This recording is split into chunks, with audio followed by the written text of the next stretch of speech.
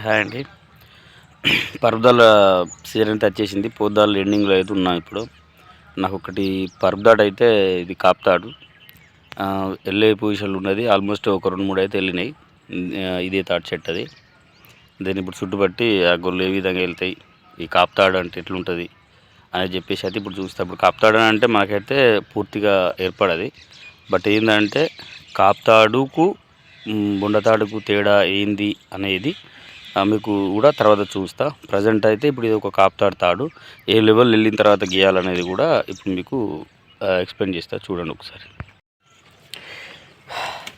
తాడు చెట్టు అయితే చుట్టుపడుతున్నాయి కదా, విపరీతమైన చీమలు, ఎర్రజీవులు అంటారు కదా, విపరీతంగా అంటే విపరీతంగా కుడుతున్నాయి. ఇంకొకటి ఏంటంటే ఇది నాప్తాల టైంలో వెళ్ళిన గుల, అప్పుడు కొంచెం వేరే వీలు కాక నేను ఎక్కలేకపోయినా, అప్పుడు ఒకటే గూలు వెళ్ళింది. ఇది ఇప్పుడు ఇది ముంజకాయలుగా మారింది. బట్ ఏంటంటే ఇది కూడా సేమ్ మనకు పర్వతాల సీజన్లో ముంజకాయలు ఎట్లా ఉంటుందో అట్లనే ఉంటాయి. బట్ ఏంటంటే తింటే మనకు మోషన్స్ అయితే కంపల్సరీగా అవుతాయి. కాబట్టి ఈ నాప్తాల సీజన్లో ఏవైతే ముంజకాయలు వెళ్తాయో అవి మాత్రం అసలు తినకూడదు. ఎందుకంటే ఆల్రెడీ తిని నేను చూసిన కాబట్టి అనుభవించి చెప్తున్నా. ఎవరైతే నాప్తాలకు సంబంధించిన సీజన్లో వచ్చిన గుళ్ళకు వచ్చిన ముంజకాయలు మాత్రం ఎట్టి పరిస్థితుల్లో కూడా తినకండి.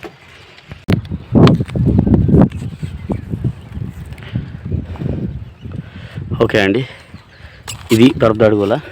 ప్రజెంట్ అయితే వెళ్ళింది. దీన్ని కాపుతాడు అంటాం. మనకు మామూలుగా బుండతాళ్ళు అయితే ఈ పాటలకెళ్ళి ఇంతవరకు సగం వరకు వెళ్ళిన తర్వాత మాత్రమే మనం గీస్తాం.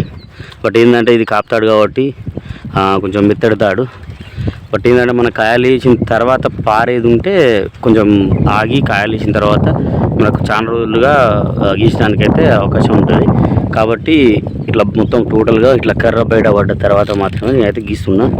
ఇదైతే పరుపుదాడు కాపుతాడు మాత్రం ఇట్లా గీయాలి. బుండ మాత్రం కంపల్సరీ సగం ఇక్కడ వరకు వెళ్ళిన తర్వాత మాత్రమే గీయాలి.